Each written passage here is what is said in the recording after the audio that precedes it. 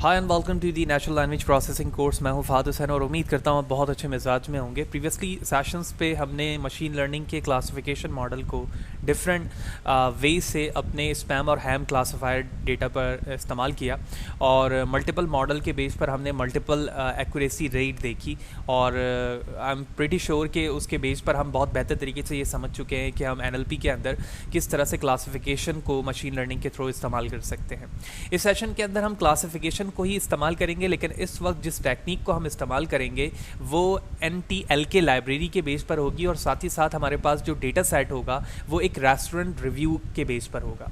अगर restaurant review के मैं डेटा सेट को शो करूं तो यहाँ पर 1000 right and wrong which mean 0 या 1 के फॉर्म पर, ट्रू या फॉल्स के फॉर्म पर डेटा कलेक्शन मौजूद है। या फिर मजीद प्रिसाइसली मैं बात करूँ तो पॉजिटिव और नेगेटिव बेस पर रिव्यूज़ हमारे पास रेस्टोरेंट के मौजूद हैं, जहाँ पर रिव्यूज़ है और उसके साथ जो है 1 जो कि पॉजिटिव जबकि 0 जो है वो नेगेटिव रिव्यू के फॉर्म पर यहाँ पर क्लासिफाई किया हुआ है।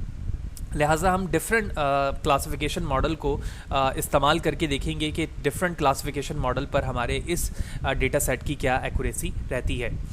लिहाजा वीडियो को फर्दर स्टार्ट करने से पहले मैं बताते चलूँ कि इससे रिलेटेड प्रीवियसली जितनी वीडियो हैं वो मेरे यूट्यूब चैनल पर मौजूद हैं। आप फहद हुसैन CS से यूट्यूब पर सर्च करके मेरे यूट्यूब चैनल पर आ सकते हो और यहाँ पर आने के बाद आप इसके प्लेलिस्ट पर जाओगे और वो तमाम वीडियोज़ जो कि डिफरेंट डिसिप्लिन्स की हैं वो यहाँ पर आपको मिल जाएंगी। विथ ईज़ आप इन्हें वॉच कर सकते हैं। इसके अलावा जो भी कोड या प्रेजेंटेशन स्लाइड जो मैं डिफरेंट वीडियो सेशन के अंदर डिस्कस कर रहा होता हूँ वो तमाम मेरे ब्लॉग पर मौजूद है। आप फहद हुसैन CS से सर्च करके गूगल पर मेरे ब्लॉग fahadhusaincs blogspot.com पर आ सकते हो और यहाँ पर आने के बाद वो तमाम कोड फ्रीली डाउनलोड करके यूज़ कर पाएंगे।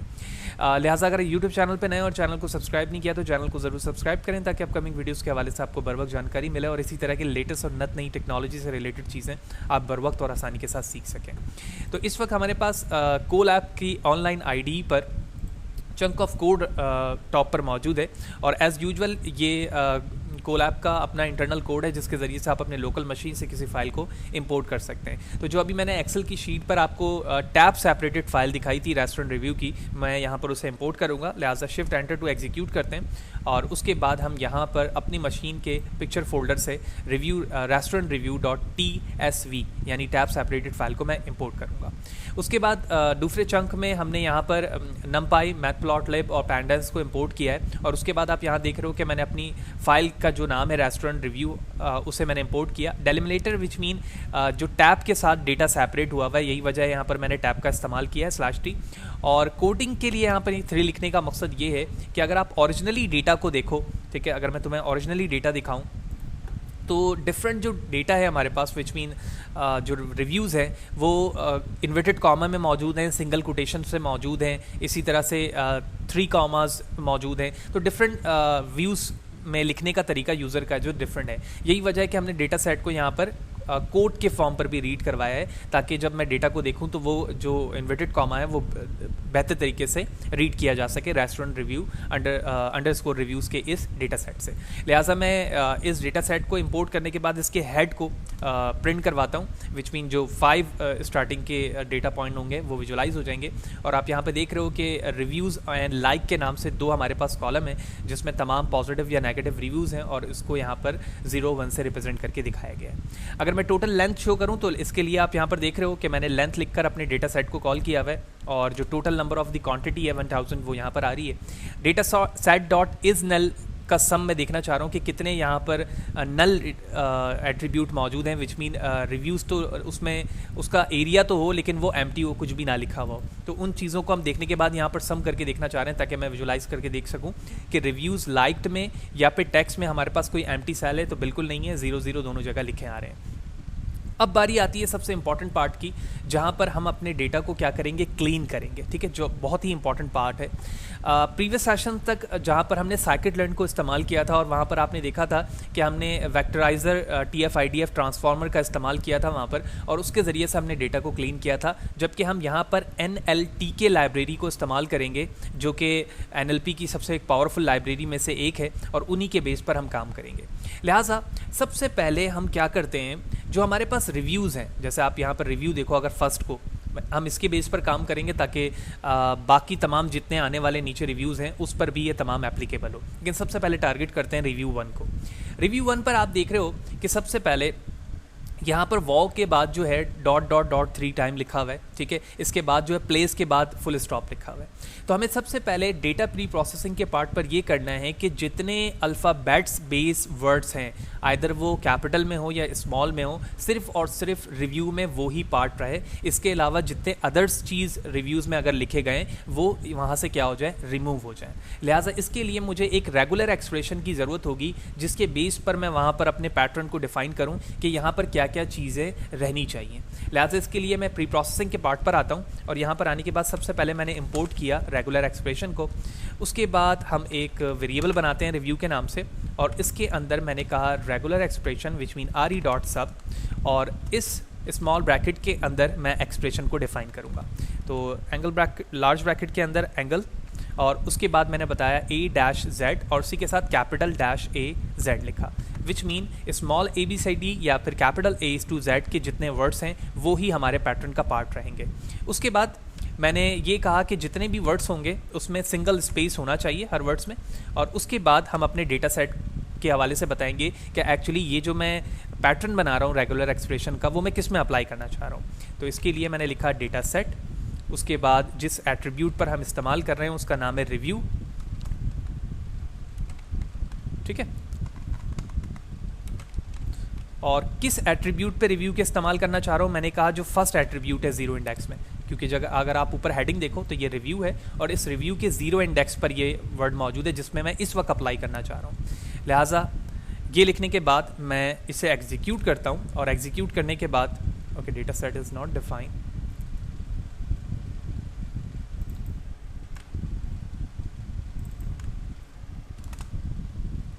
Something wrong.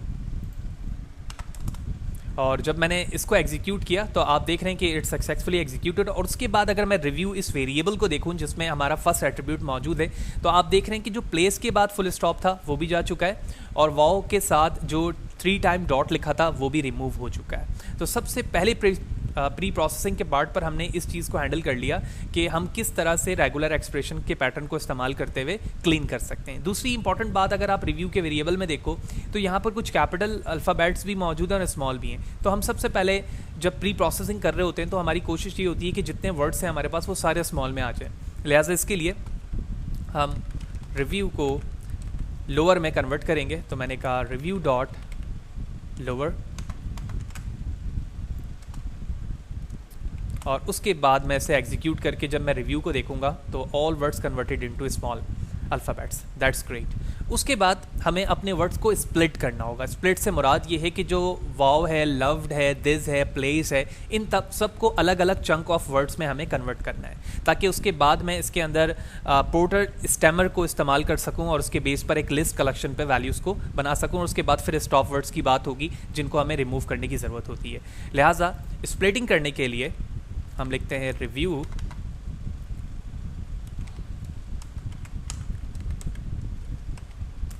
Dot split, that's it, executed, and let's see the review variables now.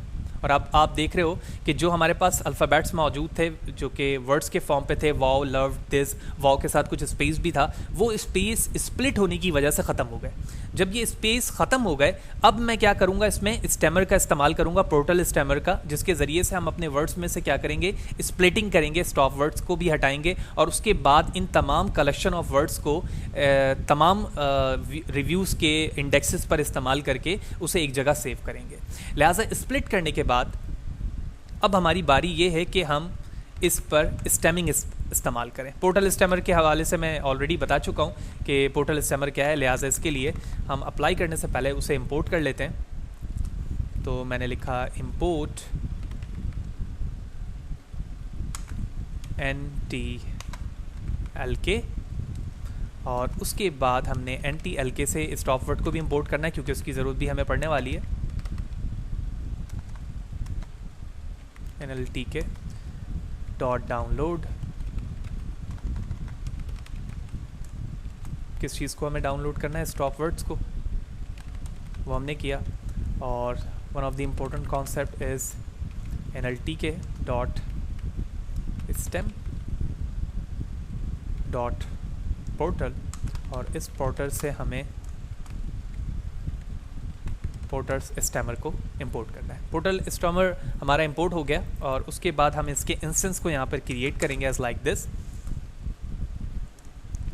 और उसके बाद जब ये पोर्टल स्टैमर हमारा आ जाएगा, अब हम रिव्यू को स्टॉप वर्ड्स के साथ यहाँ पर कन्वर्ट करेंगे ताकि जितने भी स्टॉप वर्ड्स हमारे पास मौजूद हैं स्टैमर के साथ वो इग्नोर हो जाएं, और जो हमारे रिव्यूज़ हैं उस रिव्यूज़ में जितने भी स्टॉप वर्ड्स मौजूद हैं वो इग्नोर हो जाएं। लिहाजा इसके लिए हम रिव्यू को दोबारा से कॉल करेंगे और हम इसे एक लिस्ट के फॉर्म पर इनक्लोज करेंगे। ps.stem किस पे स्टेम अप्लाई करना है? उन तमाम वर्ड्स पर। तो मैंने यहाँ लिखा word for word in review, if not word in, then हमें क्या करने की ज़रूरत है? स्टॉप वर्ड्स जो हमारे होंगे उनमें से वर्ड को हमें कॉल करना है। अच्छा, वो स्टॉप वर्ड्स किस लैंग्वेज के होंगे? वो इंग्लिश के होंगे, तो हमें यहाँ पर वो डिफाइन करने की ज़रूरत होगी। अब यहाँ पर एक इम्पॉर्टेंट बात ये है कि इस वक्त जिस डेटा सेट पर हम काम कर रहे हैं वहाँ पर जो कलेक्शन ऑफ वर्ड्स हैं वो इतने नहीं है, 1000 हमारे पास रिव्यू है। लेकिन अगर आप रिव्यूज़ बेस पर या किसी आर्टिकल बेस पर काम कर रहे हो और वहाँ पे कलेक्शन ऑफ वर्ड्स आपके मौजूद हैं, तो आपकी कोशिश ये होनी चाहिए कि जहाँ पर आपके स्टॉप वर्ड्स काउंट हो रहे हैं इंग्लिश अल्फ़ाबेट्स पर, उसको आप एक सेट में कन्वर्ट कर लो। लिहाजा इसके लिए मैं इस स्टॉप वर्ड को, which mean collection of this stop words को मैं एक लिस्ट में इनक्लोज कर दूंगा। ये एक गुड प्रैक्टिस के फॉर्म पर यहाँ पे लिखी गई है। इस वक्त यहाँ पे इसकी ज़रूरत नहीं है, लेकिन जस्ट फॉर द अंडरस्टैंडिंग के इसी लॉजिक को अगर आप किसी दूसरे बड़े डेटा सेट पर इस्तेमाल करेंगे तो वहाँ इसकी ज़रूरत पड़ सकती है। साथ ही साथ हमने यहाँ पर स्टॉप वर्ड्स को इस्तेमाल तो किया है, लेकिन हमने अभी तक डाउनलोड करने के बाद इसे इंपोर्ट नहीं किया है। लिहाजा जिस तरह से मैंने पोर्टल स्टैमर को यहाँ पर इंपोर्ट किया है, बिल्कुल इसी तरह से मैं NLTK से इंपोर्ट करूँगा कॉर्पस को, और इस कॉर्पस से हम इंपोर्ट करेंगे स्टॉप वर्ड्स को। तो here it is stop words. ठीक है, तो हमने क्या किया? सबसे पहले हमने रेगुलर एक्सप्रेशन, फिर स्प्लिट लोअर केस में कन्वर्ट करने के बाद स्प्लिटिंग की। स्प्लिट करने के बाद हमने स्टेमिंग को अप्लाई किया, और स्टेमिंग में हम स्टॉप वर्ड्स को भी कंसीडर कर रहे हैं अपने रिव्यू में से, जो इस वक्त सिर्फ और सिर्फ 0 इंडेक्स पर मौजूद है। इसके बाद जब हम तमाम चीज़ों को इंपोर्ट करने के बाद यहाँ पर ला चुके हैं, अब मैं रिव्यू जो वेरिएबल्स है हमारे पास, which mean here it is, यहाँ पर आने के बाद मैं रिव्यू को कॉल करूँगा और इसमें हर वर्ड्स के साथ एक स्पेस ज्वाइन करूँगा, क्योंकि पहले ये स्प्लिटिंग हो चुकी थी वर्ड की, एक सेपरेट कोटेशन पे मौजूद था। अब मैं स्टॉप वर्ड इग्नोर करने के बाद इन्हें दोबारा से ज्वाइन कर दूँगा, और ज्वाइन किसके साथ करूँगा? एक स्पेस के साथ। लिहाजा मैंने एक्स्ट्रा स्पेस बनाकर यहाँ पे लिखा ज्वाइन, और ज्वाइन हम कर देंगे रिव्यू के उन तमाम वर्ड्स को जो इसके अंदर मौजूद है। लिहाजा मैं एग्जीक्यूट करता हूँ, इट्स नाउ एग्जीक्यूटेड। और उसके बाद अगर हम अपने इस रिव्यू वेरिएबल को देखें तो अब आप देखेंगे कि जो पहले स्प्लिटिंग होने के बाद सेपरेट कोटेशन पर मौजूद थी, अब वो ना सिर्फ स्टॉप वर्ड को इसने इग्नोर किया, बल्कि जो अलग अलग वर्ड स्प्लिटिंग के फॉर्म पर मौजूद थे अब वो एक सेंटेंस के फॉर्म पर आ चुके हैं। और अगर आप ओरिजिनली वर्ड्स को देखें तो यहाँ पर ओरिजिनली वर्ड हमारे पास full stop, 3 time dotted, upper case alphabets, specially stop words इसमें मौजूद थे, वो तमाम इग्नोर हुए। और उसके बाद अब हमारा originally sentence in term of the string यहाँ पर आ चुका है, जिसको हम अपने काउंट वेक्टराइजर से train, which mean bag of words बनाने के बाद अपने मल्टीपल क्लासीफायर से इसे ट्रेन करके देख सकते हैं। लिहाजा हमारा प्री प्रोसेसिंग पार्ट यहाँ पर एंड होता है, लेकिन अब हम क्या करेंगे? इन प्री प्रोसेसिंग के तमाम स्टेप्स को अपने तमाम रिव्यू के इन लेबल पर इस्तेमाल करेंगे। लिहाजा इसके लिए हमें सबसे पहले, क्योंकि कलेक्शन ऑफ वर्ड्स यहाँ पर सिर्फ रिव्यू में स्टोर हो रहा था, अब हमें एक कॉर्पस की ज़रूरत है जिसमें तमाम कलेक्शन प्री प्रोसेस होने के बाद वहाँ पर सेव हो। लिहाजा इसके लिए सबसे पहले हम यहाँ पर आएंगे और यहाँ पर एक लिस्ट बनाएंगे कॉर्पस के नाम से, एम्प्टी, और उसके बाद हम इस पूरे कोड को जो कि यहाँ पर मौजूद था इसे फॉर लूप के अंदर सेव करेंगे, विच मीन आइट्रेट करवाएंगे। लिहाजा इसके लिए मैंने फॉर का एक लूप बनाया, for I in range, range की वैल्यू 0 से 1000 तक चलेगी। क्यों? क्योंकि हमारे पास जो लेबल्स की क्वांटिटी है वो 1000 तक है। कॉलन प्रेस करेंगे और इस पूरे पार्ट को हम टैब प्रेस करके 2 टाइम स्पेस दे देंगे। क्यों? क्योंकि जब भी हम लूप बनाते हैं तो इंटेंड स्पेस मौजूद होता है जो इस बात को इंडिकेट करता है पाइथन पे कि ये तमाम कोड जो कि इसके नीचे मौजूद है वो part of the for loop है। एट लास्ट हमने क्या करना है, जो रिव्यूज़ हम यहाँ पर ज्वाइन कर रहे थे इनको कॉर्पस के अंदर इंटेंड कर देना है, ये जो हमारा कॉर्पस है। लिहाजा इसके लिए हम इस कॉर्पस को कॉल करेंगे और इस पे आने के बाद मैंने अपेंड किया अपने रिव्यू को। That's it. Shift enter to execute and now it's executed. अब बारी आती है हमारे, क्योंकि ये जो लूप है वो पूरे अल्फ़ाबेट पे लग चुका है, वाज़ेह है यहाँ पर 0 हमने चेंज करना है, ये मैंने नहीं किया क्योंकि यहाँ पर आइट्रेट की वैल्यू अब आई के बेस पे चलेगी जो कि 0 से ऑनवर्ड चल रहा होगा। Let's see again executed and now it's executed. अब बारी आती है बैग ऑफ वर्ड क्रिएट करने की, जो प्रीवियसली सेशंस पर हमने देखा था जहाँ पर हमारे पास TF-IDF वेक्टराइज़र था या फिर आप पाइपलाइन का भी इस्तेमाल कर सकते थे वहाँ पर। तो इस वक्त हम यहाँ पर काउंट वेक्टराइज़र का इस्तेमाल कर रहे हैं जो कि मैक्सिमम फीचर 1500 के साथ है, जिसकी वजह से जो बैग ऑफ वर्ड क्रिएटिविटी है वो तमाम इस लेबल की कन्वर्ट हो जाएगी। और ये तमाम चीज़ें, काउंट वेक्टराइज़र क्या है, TF-IDF ट्रांसफार्मर क्या है, ये तमाम चीज़ें मैं ऑलरेडी आपको सेपरेट वीडियो में बता चुका हूँ विद एग्जाम्पल, जहाँ पर हमने थ्योरेटिकली भी इन चीज़ों को डिस्कस किया और हम प्रैक्टिकल भी कर चुके हैं। लिहाजा इस वक्त हम सबसे पहले क्या कर रहे हैं, इन तमाम को काउंट वेक्टराइज़र में कन्वर्ट कर रहे हैं और उसके बाद अपने डेटा की स्प्लिटिंग कर रहे हैं। लिहाजा हम काउंट वेक्टराइज़र को शिफ्ट एंटर टू एग्जीक्यूट करेंगे और उसके बाद स्प्लिटिंग पे इस वक्त आप देख रहे हो कि ट्रेन स्प्लिट को मैंने इस्तेमाल किया है और 20% मैंने यहाँ पर टेस्ट साइज़ रखा है, विच मीन 80% से हम ट्रेन कर रहे हैं अपने इस रेस्टोरेंट रिव्यू टेक्स्ट क्लासिफायर को।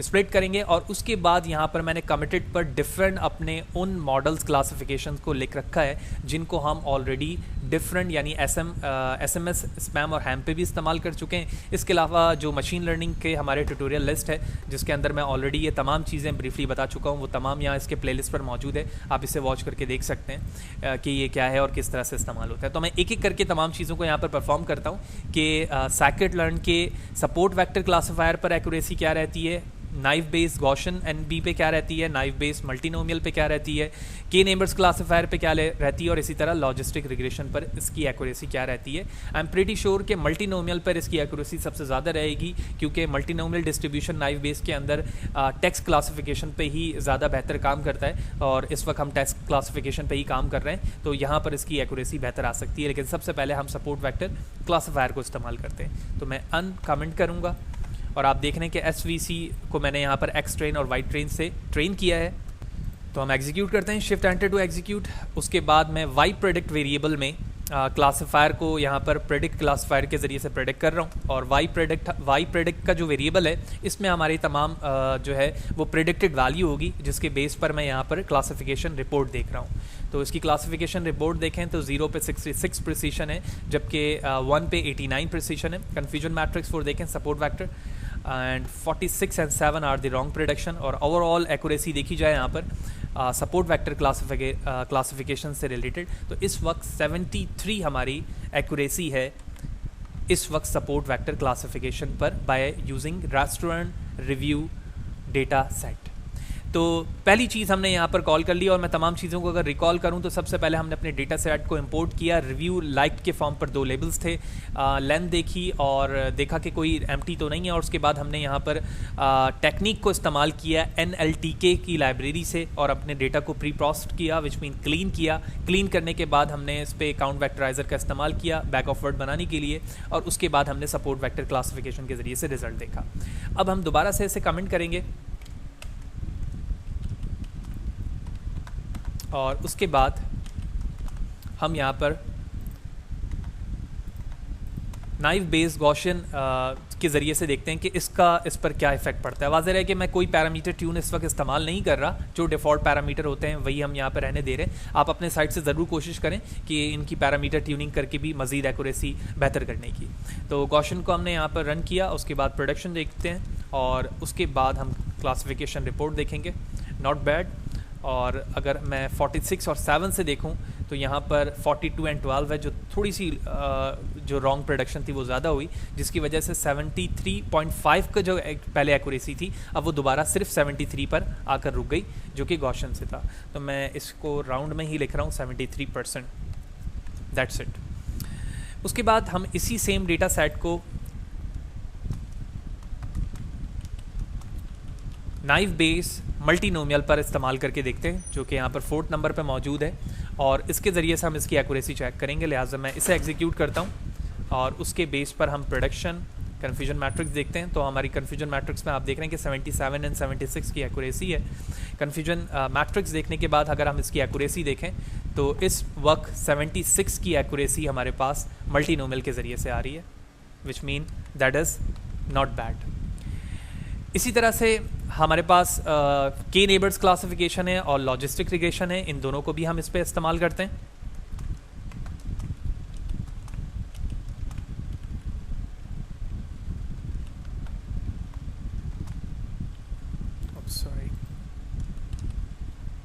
तो के नेबर्स को अब मैं इसमें इस्तेमाल कर रहा हूँ और वाज़ेह है के नेबर्स के क्लासिफिकेशन थ्योरी पार्ट में मैंने ये बताया हुआ है कि यहाँ पर नंबर ऑफ़ नेबर्स की बात विच नंबर ऑफ़ के की बात होती है। इस वक्त मैंने 5 रखा हुआ है और उसके बेस पर अगर हम इसको ट्रेन करके इसकी एक्यूरेसी देखें तो let's see what will be the confusion matrix and classification report of this. So it is not enough good according to the previous type of the classification model, और इस वक्त इसकी एक्यूरेसी जस्ट 61 आ रही है। तो की नंबर क्लासिफिकेशन पे इस वक्त हमारी एक्यूरेसी जस्ट 61 रही, जो कि बहुत ही कम है। और एट लास्ट हमारे पास अब यहाँ पर लॉजिस्टिक रिग्रेशन है, जिसको हम यहाँ पर इस्तेमाल करेंगे। लेट्स सी कि लॉजिस्टिक रिग्रेशन पर रेस्टोरेंट रिव्यू की क्लासिफिकेशन रिपोर्ट कैसे रहती है। तो हमने वाई प्रोडक्ट पे देखा, क्लासिफिकेशन रिपोर्ट देखी और कन्फ्यूजन मैट्रिक्स देखने के बाद हम इसकी एक्यूरेसी देखते हैं, that is 71, which mean greater accuracy as compare to the K neighbours.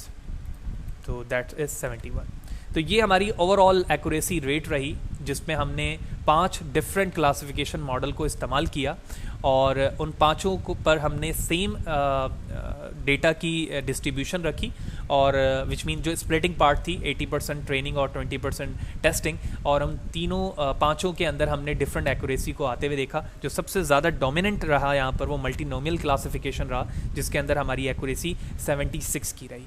तो इस तरह से इस सेशन के अंदर हमने देखा कि हम एक रेस्टोरेंट रिव्यू जो कि 1000 डेटा सेट पर मुश्तमिल था, हम किस तरह से NLTK लाइब्रेरी को इस्तेमाल करते हुए अपने डेटा को क्लीन कर सकते हैं। स्टेमिंग का इस्तेमाल किया, स्टॉपवर्ड का हमने इस्तेमाल किया, और उसके बेस पर डिफरेंट क्लासिफिकेशन के मॉडल को इस्तेमाल करते हुए हमने यहाँ पे डेटा की अपने मॉडल की एक्यूरेसी देखी। तो होपफुली आपको तमाम बात क्लियर होगी। फिर भी अगर कोई सवाल है, कोई चीज़ अगर समझ में नहीं आई है तो कमेंट सेक्शन पर ज़रूर पूछो, कोशिश करूँगा मैं इस हवाले से बर वक्त जवाब दे सकूँ। ये कंप्लीट आपको शीट कोलैब की मेरे ब्लॉग fahadhussain.cs.blogspot.com पर मिल जाएगी। यहाँ पर आने के बाद आप फ्रीली डाउनलोड कर लेंगे इसे और अपनी मशीन पर इंपोर्ट कर सकते हैं। लिहाजा वीडियो अच्छी लगी हो तो लाइक करें, ज़्यादा लोगों को शेयर करें, और चैनल को अगर सब्सक्राइब नहीं किया तो चैनल को ज़रूर सब्सक्राइब करें, ताकि अपकमिंग वीडियोस के हवाले से आपको बर वक्त जानकारी मिलती रहे और इसी तरह की लेटेस्ट और नई टेक्नोलॉजी से रिलेटेड चीज़ें आप बर वक्त सीख सकें। Thank you.